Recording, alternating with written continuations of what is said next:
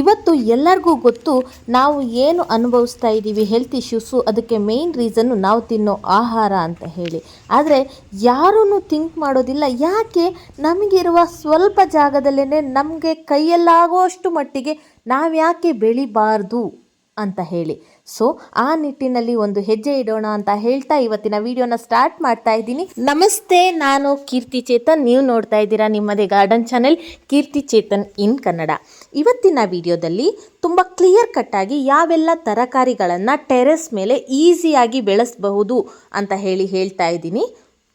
And ಈ ತರಕಾರಿಗಳನ್ನು terrace ಮೇಲೆ ನಾನು ಬೆಳೆಸಿ ಹಾರ್ವೆಸ್ಟ್ ಮಾಡೋದರ ಮೂಲಕ ನಿಮಗೆ ತೋರಿಸಿ ನಾನು ಹೇಗೆ ಬೆಳಿಬೇಕು ಅನ್ನೋದನ್ನು ಈ ವಿಡಿಯೋದಲ್ಲಿ ಎಕ್ಸ್ಪ್ಲೇನ್ ಮಾಡ್ತೀನಿ. ತರಕಾರಿಗಳನ್ನು ಹಾರ್ವೆಸ್ಟ್ ಮಾಡ್ತಾ ನಾನು ಅವುಗಳ ಕೇರ್ ಬಗ್ಗೆ ಹಾಗೆಯೇ ಯಾವೆಲ್ಲ ತರಕಾರಿಗಳನ್ನು ಬೆಳಿಬೇಕು ಅನ್ನೋದ್ರ ಬಗ್ಗೆ ತಿಳಿಸ್ಕೊಡ್ತಾ ಹೋಗ್ತೀನಿ. ಓಕೆನಾ? ಮೊದಲನೇದಾಗಿ ತೊಗರಿಕಾಯಿ. ಇದು ಟೋಟಲಿ ಆಪ್ಷನಲ್ಲು. ಸ್ವಲ್ಪ ದೊಡ್ಡ ಪಾಟ್ ಇದ್ದು 1-1.5 ಅಡಿಯಷ್ಟು ದೊಡ್ಡ ಪಾಟ್ ಇದ್ದರೆ ಬೆಳಿಬಹುದು. ನಾನು ತೊಟ್ಟಿಯಲ್ಲಿ ಹಾಕಿದ್ದೀನಿ. ಆ್ಯಂಡ್ ತೊಟ್ಟಿಲಿರೋ ಮಣ್ಣು ಕಂಪ್ಲೀಟ್ಲಿ ಒಂದು 5 ಇಂಚಿಂದ 6 ಇಂಚ್ ಇದೆ ಅಷ್ಟೇ. ಆದರೆ ದೊಡ್ಡ ತೊಟ್ಟಿ ಆಗಿರೋದ್ರಿಂದ ಬೇರು ಸ್ಪ್ರೆಡ್ ಆಗಿ ಚೆನ್ನಾಗಿ ಕಾಯಿ ಬಿಟ್ಟಿದೆ. ಇದಿಷ್ಟು ಕಾಯಿ 2 ಗಿಡದಲ್ಲಿ ಬಿಟ್ಟಿರೋದು. ಒಂದು ಗಿಡ ತುಂಬ ದೊಡ್ಡದಾಗಿ ಚೆನ್ನಾಗಿ ಬೆಳ್ಕೊಂಡಿದೆ, ಇನ್ನೊಂದು ಚಿಕ್ಕ ಗಿಡ ಇದೆ. ಇದನ್ನು ಕುಡಿಯನ್ನು, ಅದು ಸಣ್ಣ ಗಿಡ ಇದ್ದಾಗಲಿಂದನೂ ಕುಡಿಯನ್ನು ಪ್ರೂನ್ ಮಾಡ್ತಾ ಬಂದಿದ್ದೀನಿ.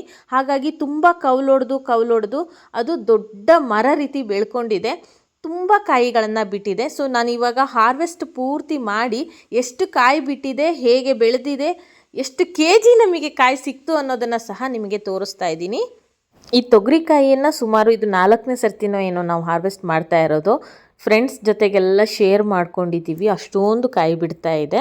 ಇದು ಸೀಸನ್ ಆಗಿರೋದ್ರಿಂದ ಚೆನ್ನಾಗಿ ಕಾಯಿ ಬಿಡ್ತಾ ಇದೆ.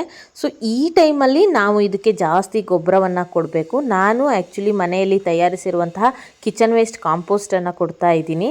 ಸದ್ಯದಲ್ಲಿ ನಮ್ಮ ಹತ್ರ ಇವಾಗ ಸ್ವಲ್ಪ ವರ್ಮಿ ಕಂಪೋಸ್ಟು, ಅದನ್ನು ಕೂಡ ಮನೆಯಲ್ಲೇ ತಯಾರಿಸಿರೋದು. ಅದು ಬಿಟ್ಟರೆ ಕಿಚನ್ ವೇಸ್ಟ್ ಕಾಂಪೋಸ್ಟೇ ಇರೋದು. ಹಾಗಾಗಿ ಅದನ್ನೇ ಕೊಡ್ತಾ ಇದ್ದೀನಿ. ನೀವಿಲ್ಲಿ ನೋಡ್ತಾ ಇರ್ಬೋದು, ನಮ್ಮ ಟೆರೆಸಲ್ಲಿ ಬಾಳೆ ಗಿಡ ಕೂಡ ಇದೆ. ಇದು ಆ್ಯಕ್ಚುಲಿ ಹಳ್ಳಿಯಿಂದ ತಂದಿರೋವಂಥದ್ದು. ಒಂದು ಸಣ್ಣ ಗಿಡವನ್ನು ಹಾಗೆ ತೊಟ್ಟಿ ಇರೋದ್ರಿಂದ ನಟ್ಟಿದ್ದೀನಿ. ಆ ತೊಟ್ಟಿನಲ್ಲಿ ಮಣ್ಣು ಸುಮಾರು 5-6 ಇಂಚ್ ಇದ್ದರೆ ಹೆಚ್ಚು, ಅಷ್ಟೇ ಕಡಿಮೆ ಇರೋದು. ಆದ್ರೂ ಕೂಡ ಅದು ಅಗಲ ಇರೋದ್ರಿಂದ ಬೇರ್ ಸ್ಪ್ರೆಡ್ ಆಗಿ ಚೆನ್ನಾಗಿ ಬೆಳ್ಕೊಂಡಿದೆ. ಈ ಹಾರ್ವೆಸ್ಟ್ ಮಾಡೋ ಮಧ್ಯದಲ್ಲಿ ಒಂದು ಪ್ರಯತ್ನ ಅಂತ ನಾನು ಪಟ್ಟಿದ್ದೆ. ನಾನು ನಿಮಗೆ ಎಷ್ಟು ಸಕ್ಸಸ್ ಸ್ಟೋರಿಗಳನ್ನು ತೋರಿಸ್ತೀನಿ, ಫೇಲ್ಯೂರ್ ಕೂಡ ಹಾಗೆ ತೋರಿಸ್ತೀನಿ, ಏನು ಫಿಲ್ಟರ್ ಇಲ್ಲ. ಸೊ ನೋಡಿ, ನಾನು ಪ್ರಯತ್ನ ಮಾಡಿ ನೋಡೋಣ ಅಂತ ಬೀಟ್ರೋಟನ್ನು ಹಾಕಿದ್ದೆ. ಆ್ಯಕ್ಚುಲಿ ಫೇಲ್ ಆಗಿಬಿಟ್ಟೆ. ನನಗೇನು ಕೃಷಿ ಬ್ಯಾಕ್ಗ್ರೌಂಡ್ ಇಲ್ಲ, ಬೆಳೆದೇನು ಗೊತ್ತಿಲ್ಲ, ಟ್ರೈ ಮಾಡೋಣ ಅಂತ ಹಾಕಿದ್ದೆ. ನೋಡಿ, ಇಷ್ಟೇ ಚಿಕ್ಕದು ಪುಟಾಣಿದು ಬಿಡ್ತು. ಅದಕ್ಕೆ ಆ್ಯಕ್ಚುಲಿ ಸಾಯಿಲ್ ತುಂಬ ಲೂಸ್ ಇರಬೇಕು, ಮತ್ತು ಅದು ನಾನು ಏನು ಕೇರ್ ತೊಗೊಳೋದ್ರಲ್ಲಿ ಫೇಲ್ ಆಗಿದ್ದೀನಿ ಅಂತ ಗೊತ್ತಿಲ್ಲ, ಅಷ್ಟೇ ಚಿಕ್ಕದು ಬಿಟ್ಟಿತ್ತು. ಬಟ್ ನೆಕ್ಸ್ಟ್ ಟೈಮ್ ಮತ್ತೆ ಬೆಳಿತೀನಿ, ಮತ್ತೆ ಟ್ರೈ ಮಾಡ್ತೀನಿ. ಓಕೆ, ಇದಿಷ್ಟು ತೊಗರಿಕಾಯಿಯನ್ನು ಹಾರ್ವೆಸ್ಟ್ ಮಾಡಿದ್ವಿ. ಇದು ವೆಯ್ಟ್ ಎಷ್ಟು ಬಂತು ಅಂತ ಕೂಡ ನಾನು ನಿಮಗೆ ತೋರಿಸ್ತೀನಿ. ತುಂಬ ಖುಷಿಯಾಗುತ್ತೆ. ಈಗ ಆಲ್ಮೋಸ್ಟ್ ಈಗ ಒಂದು 3 ಟೈಮ್ಸಲ್ಲಿ ನಾವು ಒಂದು ಸರ್ತಿ 1 kg, ಆಮೇಲೆ ಒಂದು ಅರ್ಧ kg ಈ ಥರ ಎಲ್ಲ ಹಾರ್ವೆಸ್ಟ್ ಮಾಡಿದ್ದೀವಿ. ಈ ಸರ್ತಿ ತುಂಬ ಕಾಯಿಗಳು ಬಿಟ್ಟಿತ್ತು, ಹಕ್ಕಿಗಳೆಲ್ಲ ತುಂಬ ತಿನ್ಕೊಂಡು ಹೋಗ್ತಾ ಇತ್ತು, ಅಲ್ಲಿ ತುಂಬ ಕಾಳೆಲ್ಲ ವೇಸ್ಟ್ ಆಗ್ತಾಯಿತ್ತು. ಅದಕ್ಕೋಸ್ಕರ ಈ ಸರ್ತಿ ಪೂರ್ತಿಯಾಗಿ ಹಾರ್ವೆಸ್ಟ್ ಮಾಡಿದ್ವಿ. ಓಕೆ ನೋಡಿ, ಟೋಟಲಾಗಿ ಆ ಪಾತ್ರೆಯ ವೆಯ್ಟನ್ನು ಮೈನಸ್ ಮಾಡಿ ವೆಯ್ಟ್ ನೋಡಿದ್ವಿ. 1445 ಗ್ರಾಮ್ ಅಂತ ಅಂದರೆ ಆಲ್ಮೋಸ್ಟ್ ಹತ್ರ 1.5 kg. 1 kg 445 ಗ್ರಾಮ್ ಅಷ್ಟು ತೊಗರಿಕಾಯಿಯನ್ನು ಟೆರೆಸ್ ಮೇಲೆ ನಾವು ಬೆಳ್ತಿದ್ದೀವಿ. ಓಕೆ, ನೆಕ್ಸ್ಟು ಬಸಳೆ ಸೊಪ್ಪು, ಮಲ್ಬಾರ್ ಸ್ಪಿನಚ್ ಅಂತ ಹೇಳಿ ಕರೀತಾರೆ. ಇದು ತುಂಬ ಕ್ಯಾಲ್ಶಿಯಂ ರಿಚ್ ಇರುತ್ತೆ, ಜೊತೆಗೆ ತಂಪು ಕೂಡ ಅಂತ ಹೇಳ್ತಾರೆ. ಬಾಯಿ ಹುಣ್ಣಿಗೆ ಎಲ್ಲ ಇದು ಒಳ್ಳೆಯದು. ಮೂಳೆ ಸ್ಟ್ರಾಂಗ್ ಆಗಿ ಇರೋದಕ್ಕೆ ಇದು ಹೆಲ್ಪ್ ಮಾಡುತ್ತೆ. ಇದು good source of vitamin A and C. Iron ಕೂಡ ಚೆನ್ನಾಗಿರುತ್ತೆ. ಅದರ ಜೊತೆಗೆ ಒಂದು ವಾಟರ್ ಮೆಲನ್ ಕೂಡ ಬೆಳೀತಾ ಇದ್ದೀವಿ, ಅದು ಕೂಡ ಕಾಯಿ ಬಿಡ್ತಾ ಇದೆ. ನಾನು ಏನಕ್ಕೆ ಇದನ್ನೆಲ್ಲ ತೋರಿಸ್ತಾ ಇದ್ದೀನಿ ಅಂತ ಅಂದರೆ, ನೀವು ಕೂಡ ಟೆರೆಸಲ್ಲಿ ಇದನ್ನೆಲ್ಲ ಬೆಳಿಬಹುದು ಅಂತ ಹೇಳಿ ತೋರಿಸ್ತಾ ಇದ್ದೀನಿ. ನಾನು ಆಗಲೇ ಹೇಳಿರೋ ಹಾಗೆ ನಮ್ಮ ತೊಟ್ಟಿ ದೊಡ್ಡದಿದ್ರೂ ಕೂಡ ಅದರಲ್ಲಿ ಇರೋ ಮಣ್ಣು ಜಸ್ಟ್ 6 ಇಂಚಸ್ ಇರ್ಬೋದು ಅಷ್ಟೇ. ಆದರೆ ಇದೇ ಥರ ಗ್ರೋ ಬ್ಯಾಗಲ್ಲಿ ಕೂಡ ಮಣ್ಣು ಸ್ವಲ್ಪ ಜಾಸ್ತಿ ಹಾಕ್ಕೊಂಡ್ರೆ ಇದಕ್ಕಿಂತನೂ ಚೆನ್ನಾಗಿ ಬೆಳಿಬಹುದು. ಟೆರೆಸ್ ಮೇಲೆ ಈಸಿಯಾಗಿ ಬೆಳಿಬಹುದಾದಂತಹ ತರಕಾರಿ ಅಂತಂದರೆ ಬಸಳೆ ಸೊಪ್ಪು, ಬದನೆಕಾಯಿ, ಬೆಂಡೆಕಾಯಿ, ಟೊಮ್ಯಾಟೊ, ಸೊಪ್ಪಲ್ಲಿ ಪಾಲಕ್ ಸೊಪ್ಪು, ಮೆಂತ್ಯ, ಪುದೀನ, ಕೊತ್ತಂಬರಿ ಸೊಪ್ಪು. ಸೊ ಇಷ್ಟು ಬಸಳೆ ಸೊಪ್ಪು ತುಂಬ ಈಸಿಯಾಗಿ ಬೆಳಿಬಹುದು. ಆ್ಯಕ್ಚುಲಿ ಅದಕ್ಕೆ ಹುಳಗಳ ಕಾಟ ಕಡಿಮೆನೇ. ಅದರಲ್ಲೂ ಕಟ್ಟಿಂಗ್ಸಿಂದ ಗ್ರೋ ಮಾಡೋದಕ್ಕಿಂತ ಸೀಡ್ಸಿಂದ ಗ್ರೋ ಮಾಡಿದ್ರೆ ಹುಳಗಳ ಕಾಟ ಇನ್ನೂ ಕೂಡ ಕಡಿಮೆ ಇರುತ್ತೆ. ಅಂದರೆ ಗಿಡ ತುಂಬ ಸ್ಟ್ರಾಂಗ್ ಇರುತ್ತೆ, ಹಾಗಾಗಿ ಪೆಸ್ಟ್ ಅಟ್ಯಾಕ್ ಕಡಿಮೆ ಇರುತ್ತೆ. ಸೊ ನೀವು ಸೀಡ್ಸು ಸಿಕ್ಕಿಲ್ಲ ಅಂತ ಅಂದರೆ ಒಂದು ಐಡಿಯಾ ಏನು ಮಾಡ್ಬೋದು ಅಂತ ಅಂದರೆ, ನಾನು ಮಾಡಿರೋದನ್ನು ನಿಮ್ಮ ಜೊತೆ ಶೇರ್ ಮಾಡ್ಕೊಳ್ತಾ ಇದ್ದೀನಿ. ಕಟ್ಟಿಂಗ್ಸನ್ನು ಮಣ್ಣಲ್ಲಿ ಹಾಕಿ ಬಳ್ಳಿ ಚೆನ್ನಾಗಿ ಬೆಳೆಯುತ್ತಲ್ವಾ, ಬೇಕಿದ್ರೆ ಕುಡಿನ ಹಾರ್ವೆಸ್ಟ್ ಮಾಡ್ಕೊಳ್ಳಿ.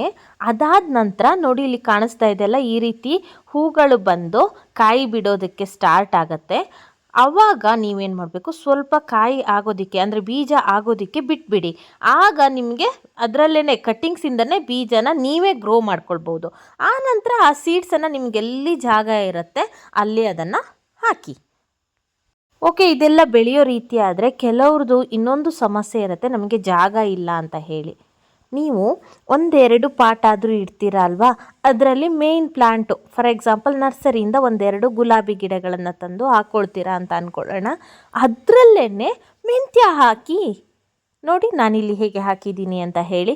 ನಮ್ಮ ಟೆರೆಸಲ್ಲಿ ಗುಲಾಬಿ ಗಿಡ ಇದೆ, ಅದರಲ್ಲಿ ಸ್ವಲ್ಪ ಜಾಗ ಇರುತ್ತಲ್ವ. ಮೆಂತ್ಯ ನಾರ್ಮಲಿ ಬೇರು ತುಂಬ ಆಳದಲ್ಲಿ ಬಿಡೋಲ್ಲ. ಆಲ್ಮೋಸ್ಟ್ 1 ಮಂತಲ್ಲೆಲ್ಲ ನೀವು ಚೆನ್ನಾಗಿ ಹಾರ್ವೆಸ್ಟ್ ಮಾಡ್ಕೋಬೋದು 2-3 ಟೈಮ್ಸ್. ಆ ಥರ ನೀವು ಪ್ಲ್ಯಾನ್ ಮಾಡ್ಕೊಳ್ಬಹುದು. ಓಕೆ ನೋಡಿ, ನಾನು ಈ ಬಸಳೆ ಸೊಪ್ಪನ್ನು ಕರೆಕ್ಟಾಗಿ ಗ್ರೋ ಆಗೋದಕ್ಕೆ ಕ್ಲಿಪ್ಪನ್ನು ಹಾಕಿದ್ದೆ.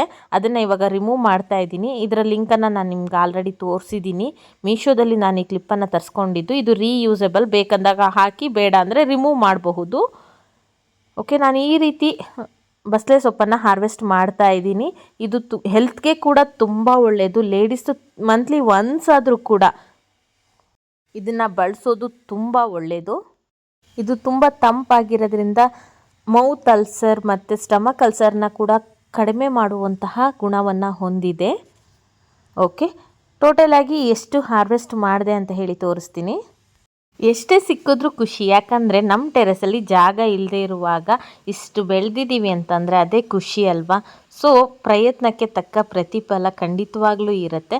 ಒಟ್ಟು ಇಷ್ಟು ಬಸಳೆ ಸೊಪ್ಪನ್ನು ಹಾರ್ವೆಸ್ಟ್ ಮಾಡಿದ್ದೀನಿ. ಓಕೆ, ನಮ್ಮ ಮುಂದಿನ ತರಕಾರಿ ಇದು. ಈ ತರಕಾರಿಯನ್ನು ಏನಂತ ಕರೀತಾರೆ ಅಂತ ಹೇಳಿ ನಾನು ತುಂಬ ವಿಡಿಯೋಗಳಲ್ಲಿ ಕೇಳಿದ್ದೀನಿ. ತುಂಬ ಜನ ಇದಕ್ಕೆ ಕರೆಕ್ಟ್ ಆನ್ಸರ್ನ ಕೊಟ್ಟಿದ್ದೀರಾ. ಇದು ಡಬಲ್ ಬೀನ್ಸ್. ಇದಕ್ಕೂ ಮತ್ತು ಇದಕ್ಕೂ ವ್ಯತ್ಯಾಸ ಇದೆ. ಇದು ಚಪ್ರದವರೆಕಾಯಿ. ಈ ಡಬಲ್ ಬೀನ್ಸನ್ನು ನಾನು ಕಿಚನಲ್ಲಿರುವ ಸೀಡ್ಸನ್ನು ಹಾಕಿ ಅದು ಹೇಗೆ ಗ್ರೋ ಆಗುತ್ತೆ ನೋಡೋಣ ಅಂತ ಹೇಳಿ ಹಾಕಿದ್ದೆ. ನನಗೆ ಆಮೇಲೆ ಡೌಟ್ ಆಯಿತು, ಇದ್ರ ಸಿಪ್ಪೆಯನ್ನು ಬಳಸಬಹುದಾ ಇಲ್ವಾ ಅಂತ ಹೇಳಿ. ನಾನು ಆಲ್ರೆಡಿ ನಿಮಗೆಲ್ಲ ಹೇಳಿರೋ ಹಾಗೆ ನಾನು ಈ ಥರ ತರಕಾರಿಗಳನ್ನೆಲ್ಲ ಬೆಳೆದೇ ಇಲ್ಲ. ಆ್ಯಕ್ಚುಲಿ ನಾನು ಇದನ್ನು ನೋಡ್ತಾ ಇರೋದೇ ಫಸ್ಟ್ ಟೈಮ್. ಹೇಗೆ ಬರುತ್ತೆ ನೋಡೋಣ ಅಂತ ಹೇಳಿ ಹಾಕಿದ್ದು. ಅದು ನೋಡಿದ್ರೆ ಇಷ್ಟು ಚೆಂದ ಕಾಯಿ ಬಿಟ್ಟಿದೆ. ಈಗಲೂ ಕೂಡ ಟೆರೆಸಲ್ಲಿ ಇನ್ನೂ ತುಂಬ ಕಾಯಿಗಳಿದೆ. ಅದನ್ನು ಹಾರ್ವೆಸ್ಟ್ ಮಾಡಿದೆ. ಫೈನಲಿ ತುಂಬ ಜನನ ಕೇಳಿದ ನಂತರ ಫೇಸ್ಬುಕ್ಕಲ್ಲಿ ಕೂಡ ಕೇಳಿದ ನಂತರ ಎಳೆದಿರುವಾಗ ಅದರ ಸಿಪ್ಪೆಯನ್ನು ಬಳಸಬಹುದು. ಬೆಳೆದ ನಂತರ ಸಿಪ್ಪೆಯನ್ನು ಬಳಸಬಾರ್ದು. ಜಾನುವಾರುಗಳಿಗೆ ಅಂದರೆ ದನಗಳಿಗೆ ಕೂಡ ಅವುಗಳನ್ನು ಹಾಕಬಾರ್ದು. ಅದು ತುಂಬ ಗಂಟ್ಲಲ್ಲಿ ಸಿಕ್ಕಾಕೊಳ್ಳುತ್ತೆ, ನಾರು ಇರುತ್ತೆ ಅಂತ ಹೇಳಿ. ಬೆಳೆದ ನಂತರ ಬರೀ ಕಾಳನ್ನು ಮಾತ್ರ ಬಳಸಬೇಕು. ಎಳೆಯದಿರುವಾಗ ಸಿಪ್ಪೆಯನ್ನು ಬಳಸಬಹುದು. ಸೊ ನಾನಿದ್ರ ಸಿಪ್ಪೆಯನ್ನು ಬಳಸಿ ಪಲ್ಯ ಮಾಡಿದ್ದೆ. ಸೂಪರಾಗಿತ್ತು, ತುಂಬ ಟೇಸ್ಟ್ ಚೆನ್ನಾಗಿತ್ತು. ಒಂದೊಳ್ಳೆ ಟೇಸ್ಟನ್ನು ಸೌದ ಆಗಿತ್ತು. ಆ್ಯಂಡ್ ಇದರ ಸೀಡ್ಸಿಗೆ ಕೂಡ ನಾನು ಪೇ ಮಾಡಿಲ್ಲ. ಕಿಚನಲ್ಲಿ ಬಳಸೋದಕ್ಕೆ ತಂದಿದ್ದಂತಹ ಈ ರೀತಿಯ ಸೀಡ್ಸನ್ನು ಹಾಕಿ ಇಷ್ಟು ಕಾಯಿಯನ್ನು ಹಾರ್ವೆಸ್ಟ್ ಮಾಡಿದ್ದೀನಿ. ಇನ್ನೂ ಕೂಡ ಇದೇ ಟೆರೆಸ್ನಲ್ಲಿ ಹಾರ್ವೆಸ್ಟ್ ಮಾಡಬೇಕು. ಮನೆಯಲ್ಲಿ ಏನು ತರಕಾರಿ ಇಲ್ಲ ಅಂತ ಆದಾಗ ಸುಮ್ಮನೆ ಟೆರೆಸ್ಗೆ ಬಂದು ಒಂದು ಸ್ವಲ್ಪ ಇರೋ ತರಕಾರಿನ ಹಾರ್ವೆಸ್ಟ್ ಮಾಡಿಕೊಂಡು ಅದರಲ್ಲೇ ಅಡುಗೆ ಮಾಡೋದು ನನಗೀಗ ರೂಢಿ ಆಗಿಬಿಟ್ಟಿದೆ. ಸೊ ಹೀಗೆ ಮಾಡಿದಾಗ ಮನಸ್ಸಿಗೆ ಅದೇನೋ ಖುಷಿ, ಏನೋ ಗೆದ್ದಿರೋ ಥರ ಸಂತೋಷ, ಹೆಮ್ಮೆ. ಸೊ ಬೆಳೆದಿರೋದು ಸ್ವಲ್ಪ ಆದ್ರೂ ಸಹ, ಕಲ್ತಿರೋದು ಸ್ವಲ್ಪ ಆದ್ರೂ ಸಹ ತುಂಬಾ ಖುಷಿ ಕೊಡುತ್ತೆ ಗಾರ್ಡನಿಂಗ್. ನಿಮಗೆ ಯಾರು ಸ್ನೇಹಿತರಿಲ್ಲ, ನಿಮ್ಮ ದುಃಖಗಳನ್ನು ಶೇರ್ ಮಾಡ್ಕೊಳ್ಳೋದಕ್ಕೆ ಯಾರೂ ಇಲ್ಲ, ನಿಮ್ಮ ಬೇಜಾರನ್ನು ಕಳೆಯೋದಕ್ಕೆ ಯಾರು ಸಂಗಾತಿ ಇಲ್ಲ ಅಂತ ಬೇಜಾರು ಮಾಡ್ಕೋಬೇಡಿ. ಮನೆಯ ಟೆರೆಸ್ ಮೇಲೆ ಅಥವಾ ಮನೆ ಮುಂದೆ ಸ್ವಲ್ಪ ಜಾಗ ಇದ್ದರೆ ಅಲ್ಲೇ ನಿಮಗಿಷ್ಟದ ಕೈತೋಟವನ್ನು ಮಾಡಿ ಅಂತ ಹೇಳೋದಕ್ಕೆ ಇಷ್ಟಪಡ್ತೀನಿ. ಸೊ ಈಗ ಬೇಸಿಗೆ ಅವರೆ ಅಂದರೆ ಚಪ್ರದವರೆ ಅಂತ ಹೇಳಿ ಕರೀತಾರಲ್ಲ, ಅದನ್ನು ಹಾರ್ವೆಸ್ಟ್ ಮಾಡ್ತಾಯಿದ್ದೀನಿ. ಇದು ಚೆನ್ನಾಗಿ ಕೇರ್ ತಗೊಂಡ್ರೆ ನನ್ನ ಪ್ರಕಾರ ವರ್ಷವಿಡೀ ಕಾಯಿ ಕೊಡ್ತಾ ಹೋಗುತ್ತೆ. ನಾನು ನೋಡಿದಾಗೆ ಇದು ಚಳಿಗಾಲದಲ್ಲಿ ಮಾತ್ರ, ಬೇಸಿಗೆಯಲ್ಲಿ ಮಾತ್ರ ಆ ಥರ ಏನಿಲ್ಲ.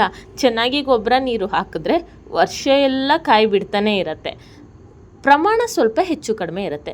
ನಾನು ಇವತ್ತಿನ ತರಕಾರಿಗೆ ಏನೂ ಇರಲಿಲ್ಲ ಅಡುಗೆಗೆ ಅಂತ ಹೇಳಿಬಿಟ್ಟು ಟೆರೆಸ್ಗೆ ಬಂದು ಸ್ವಲ್ಪ ತೊಗರಿಕಾಯಿ, ಸ್ವಲ್ಪ ಅವರೆಕಾಯಿ, ಇನ್ನು ಸ್ವಲ್ಪ ಡಬಲ್ ಬೀನ್ಸು, ಒಂದೆರಡು ಎಸಳು ಕರಿಬೇವಿನ ಸೊಪ್ಪನ್ನು ಹಾರ್ವೆಸ್ಟ್ ಮಾಡಿಕೊಂಡು, ಹಾಗೆಯೇ ಒಂದು ಸ್ವಲ್ಪ ಅಲಸಂದೆ ಕಾಳು ಇದೆಲ್ಲವನ್ನು ಹಾರ್ವೆಸ್ಟ್ ಮಾಡಿ ಅದರಲ್ಲೇ ಸಾಂಬಾರು ಮಾಡಿದೆ. ಸ್ವಲ್ಪ ಈರುಳ್ಳಿ ಟೊಮೆಟೊ ಇದ್ದರೆ ಸಾಕು. ಈ ರೀತಿ ಮಿಕ್ಸ್ ಮಾಡ್ಕೊಂಡು ಮಾಡಿದ್ರೂ ಚೆನ್ನಾಗಾಗುತ್ತೆ.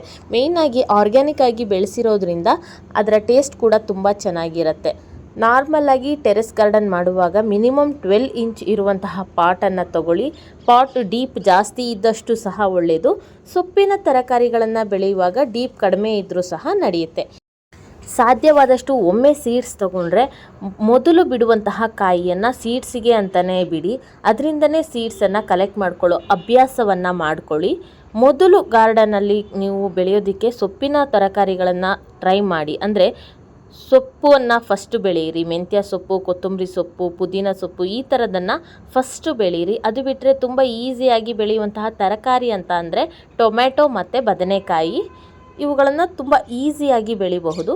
ನನ್ನ ಪ್ರಕಾರ ಬಳ್ಳಿಯಲ್ಲಿ ಬಿಡುವಂತಹ ತರಕಾರಿಗಳನ್ನು ತುಂಬ ಬೆಳೆಸೋದು ಒಳ್ಳೆಯದು ಅಂತ ಅನಿಸುತ್ತೆ. ಯಾಕಂದರೆ ಜಾಸ್ತಿ ಕ್ವಾಂಟಿಟಿಯಲ್ಲಿ ತರಕಾರಿಗಳನ್ನು ಹಾರ್ವೆಸ್ಟ್ ಮಾಡಬಹುದು ಅಂತ ಹೇಳಿ.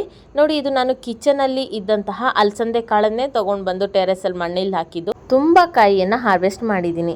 ಈ ರೀತಿ ಫಸ್ಟು ನಿಮ್ಮ ಕಿಚನಲ್ಲಿರುವಂತಹ ಕಾಳುಗಳಿಂದನೇ ಬೆಳೆಯೋದಕ್ಕೆ ಟ್ರೈ ಮಾಡಿ. ಅದಾದ ನಂತರ ಸೀಡ್ಸನ್ನು ತರಿಸ್ಕೊಳ್ಳಿ. ಸೀಡ್ಸ್ ಕ್ವಾಲಿಟಿ ಚೆನ್ನಾಗಿದ್ದಷ್ಟು ಹಾರ್ವೆಸ್ಟು ಚೆನ್ನಾಗಿ ಮಾಡಬಹುದು. ಜೊತೆಗೆ ಅವುಗಳಿಗೆ ರೋಗಗಳು ಬರೋದು ಸಹ ಕಡಿಮೆ ಇರುತ್ತೆ. ಸಾಯಿಲ್ ಮಿಕ್ಸ್ ವಿಚಾರಕ್ಕೆ ಬಂದರೆ ಮಣ್ಣು ಸ್ವಲ್ಪ ಅಂಟಂಟು ಇಲ್ಲದೆ ಇರೋ ಹಾಗೆ ನೋಡ್ಕೊಳ್ಳಿ. ಅಂಟು ಇದ್ದರೆ ಭತ್ತದ ಹೊಟ್ಟು, ಮರದ ಹೊಟ್ಟು, ಕೋಕೋಪೀಟ್, ಮರಳು ಇವ್ಯಾವುದನ್ನಾದರೂ ಮಿಕ್ಸ್ ಮಾಡಬಹುದು. ಜೊತೆಗೆ ಗೊಬ್ಬರವಾಗಿ ವರ್ಮಿ ಕಂಪೋಸ್ಟ್, ಕುರಿ ಗೊಬ್ಬರ, ಹಟ್ಟಿ ಗೊಬ್ಬರ, ಸೆಗಣಿ ಗೊಬ್ಬರ ಯಾವುದನ್ನಾದರೂ ಬಳಸಿ. ಇಷ್ಟಿದ್ರೆ ಸಾಕಾಗುತ್ತೆ. ಅದು ಬಿಟ್ಟು ಇನ್ನೇನೇನೋ ಹೇಳುವಂತೆ ಬೋನ್ ಮೀಲು, ಸೀವೀಡ್ ಎಕ್ಸ್ಟ್ರಾಕ್ಟ್, ಅದು ಇದು ಎಲ್ಲ ಏನೂ ಬೇಡ. ಸೊ ಸಾಧ್ಯವಾದಷ್ಟು ರೈತರು ಹೇಗೆ ಬೆಳೀತಾರೆ ಅಷ್ಟು ರಿಲೇಟೆಡ್ ಆಗಿ ಬೆಳೆಯೋದಿದೆಯಲ್ಲ, ಅದೇ ನ್ಯಾಚುರಲ್ ಆಗಿ ಬೆಳೆಯುವಂತಹ ಕ್ರಮ. ಹಾಗಾಗಿ ಮಣ್ಣು ಸ್ವಲ್ಪ ಇರೋದ್ರಿಂದ ಒಂಚೂರು ಎಕ್ಸ್ಟ್ರಾ ಕೇರ್ ಮಾಡಬೇಕಾಗತ್ತೆ ಅಷ್ಟೇ. ಸಾಧ್ಯವಾದಷ್ಟು ನ್ಯಾಚುರಲ್ ಅಂದರೆ ಆರ್ಗ್ಯಾನಿಕ್ ಬಳಸೋದಕ್ಕೆ ಟ್ರೈ ಮಾಡಿ. ನೋಡಿ, ಲೆಫ್ಟ್ ಸೈಡಲ್ಲಿ ಇರೋದು ಅಂಗಡಿಯಿಂದ ತಂದಿರೋ ಅಲಸಂದೆ ಕಾಳು, ರೈಟ್ ಸೈಡಲ್ಲಿ ಇರೋದು ನಮ್ಮ ಮನೇಲಿ ಬೆಳೆದಿದ್ದಂತಹ ಅಲಸಂದೆ ಕಾಳು. ಅದು ತುಂಬ ಪಾಲಿಶ್ಡ್, ಸೈಜಲ್ಲಿ ಕೂಡ ದೊಡ್ಡದು. ಯಾಕಂದರೆ ಅದು ಕೆಮಿಕಲ್ ಫರ್ಟಿಲೈಸರಿಂದ ಬಂದಿದ್ದು. ನಮ್ಮದು ಪ್ಯೂರ್ಲಿ ಆರ್ಗ್ಯಾನಿಕ್. ಸೈಜು ಚಿಕ್ಕದಿದ್ರೂ ತುಂಬ ಶೈನಿಂಗ್ ಇಲ್ಲ ಅಂತಂದ್ರೂ ಟೇಸ್ಟ್ ಮಾತ್ರ ಆಸಮ್. ಸೊ ಸಾಧ್ಯವಾದಷ್ಟು ಆರ್ಗ್ಯಾನಿಕ್ ಆಗಿ ಬೆಳೀರಿ. ಆರ್ಗ್ಯಾನಿಕ್ ಆಗಿ ಚಿಕ್ಕ ಪ್ರಮಾಣದಲ್ಲಿ ತಾವು ತುಂಬ ಈಸಿಯಾಗಿ ಬೆಳೆಸ್ಕೊಳ್ಬಹುದು. ಒಂದು ಸರ್ತಿ ಟ್ರೈ ಮಾಡಿ ನೋಡಿ ನಮ್ಮ ಬಳ್ಳಿಯಲ್ಲಿ ಬೆಳೆದಿರುವಂತಹ ಪಡವಲಕಾಯಿ ಎಷ್ಟೊಂದಿದೆ ಅಂತ ಹೇಳಿ. ಅದಕ್ಕೆ ನಾನು ಸಾಧ್ಯವಾದಷ್ಟು ಬಳ್ಳಿಯಲ್ಲಿ ಬಿಡುವಂತಹ ತರಕಾರಿಗಳನ್ನು ನಿಮಗೆ ರೆಕಮೆಂಡ್ ಮಾಡೋದು. ಓಕೆ ಸ್ನೇಹಿತರೆ, ನಾನಾಗಲೇ ಹೇಳ್ದಾಗೆ ಗುಲಾಬಿ ಗಿಡ ಇದ್ದಂತಹ ಪಾಟ್ನಲ್ಲೇ ಬೆಳೆದ ಮೆಂತ್ಯ ಸೊಪ್ಪಿದು. ನೋಡಿ, ಒಂದು ರೀತಿಯಲ್ಲಿ ಗುಲಾಬಿ ಗಿಡಕ್ಕೂ ಗೊಬ್ಬರ ಆಗತ್ತೆ, ಇದಕ್ಕೂ ಕೂಡ ಗೊಬ್ಬರ ಆಗತ್ತೆ. ನಾವು ಕೊಟ್ಟಿರುವಂತಹ ಗೊಬ್ಬರ, ನೀರು ಹಾಗೆ ಮಣ್ಣು ಎಲ್ಲವೂ ಸಹ ಶೇರ್ ಆಗುತ್ತೆ. ಒಟ್ಟಿನಲ್ಲಿ ಜಾಗ ಕೂಡ ಉಳಿಯುತ್ತೆ. ನಮಗೆ ಬೆಳೆಯೋ ಮನಸ್ಸಿದ್ರೆ ಯಾವ ರೀತಿ ಕೂಡ ಬೆಳಿಬಹುದು. ಸೊ ಒಂದು ಟ್ರೈ ಮಾಡೋಣ, ಬೆಳೆಯೋಣ, ನಾವು ತಿನ್ನೋ ಆಹಾರನ ನಾವು ಬೆಳೆಸ್ಕೊಳ್ಳೋಣ ಅಂತ ಹೇಳ್ತಾ ಈ ವಿಡಿಯೋನ ಎಂಡ್ ಮಾಡ್ತಾ ಇದ್ದೀನಿ. ಟೇಕ್ ಕೇರ್, ಬಾಯ್.